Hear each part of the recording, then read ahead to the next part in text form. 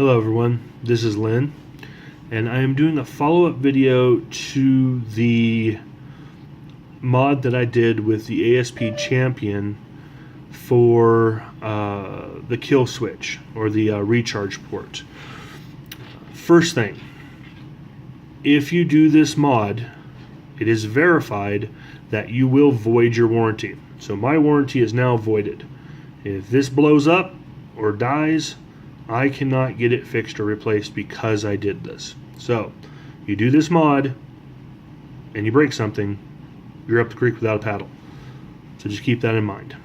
So, what this video is going to be about is the kill key. I've asked a few people how they make their kill keys, and they do great kill keys. But I wanted to see if I can make one myself.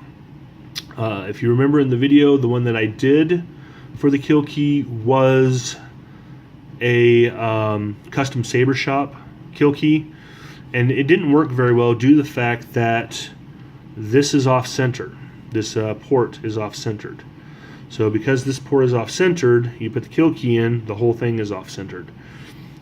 So I wanted to make something that would be halfway decent and be practical. So I made one myself. So, as you can see here, Saber works for now. Nothing's blown up, so that's good. And so this is the kill key I made. And I'll show you how I make it here in a minute. I just want to demonstrate that this does kill the power to the Saber.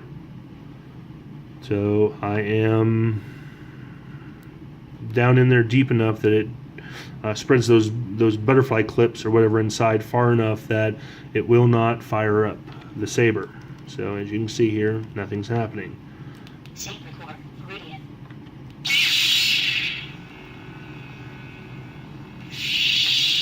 Alrighty, so the things that you'll need to make this. This little mod cost me, I would say, probably about less than 75 cents. Let's see here, 23.43. Yeah, I would say less than 75 cents.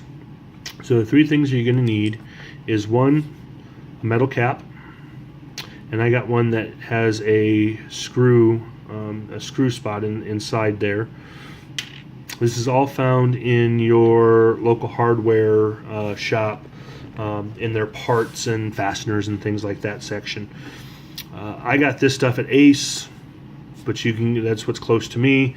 You can go to Home Depot, you can go to Lowe's, whatever you like to go to, but I just happened to get this over at Ace Hardware, and again, less than 75 cents. So I got the cap, I got a large plastic spacer that fits inside the cap, and then I've got another spacer that will fit down inside this hole here.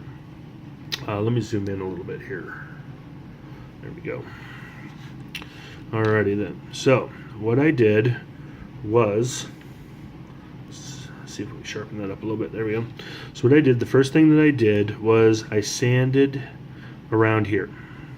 Not a lot, just enough that it will snugly sit on the top here, because right now it doesn't fit there very snugly. Excuse me, I don't know if snugly is a word. Somebody look that up and let me know. Does not fit as snug here. So I wanted to sand it up so it's set snug here. And then I took a hammer and I tapped it down in there to make it fit all the way to the bottom. Now, of course, before I did any of that, let me back up a little bit, I put a little CA glue inside here. CA glue is just a very strong super glue for you that do not know this. It's mainly used in wood turning and woodworking stuff.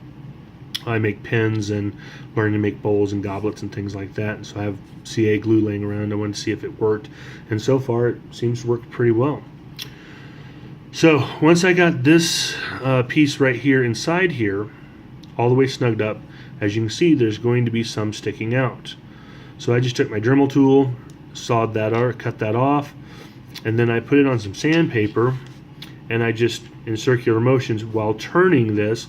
So I do a little sanding here and then I turn it, a little sanding and turning. It's the trick that somebody showed me on another website for making sure your edges are cleaned all the way around and kind of uniformed.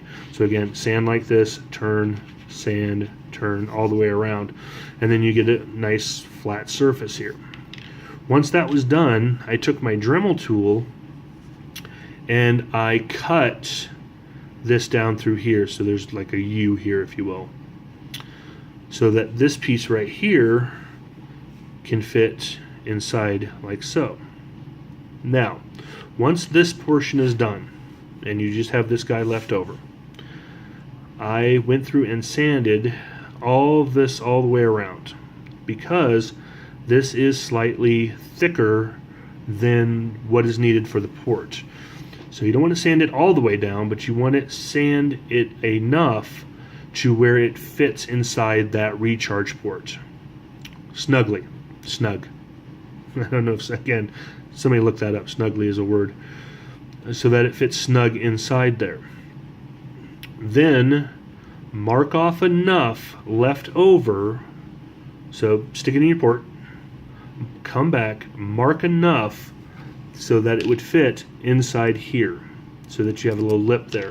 I think inside that recharge port, I think I have about that much inside there. So make sure you have enough there that you can then use the CA glue, whatever adhesive you'd like to use will fit around this. So I got this sanded perfectly so it fits inside the port. I had a little nub sticking up here so that I could then glue it inside here, off-centered, so that it fit inside the recharge port. So we'll give you a closer look at the port here. So the bottom piece is this right here. This, of course, is this. Just some sand down. I actually built this in about 10 minutes.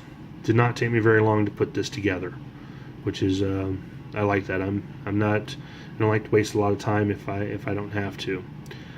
And then my next step is to powder coat this. So now some of you are thinking, well, you put all this plastic together, now you're going to powder coat it.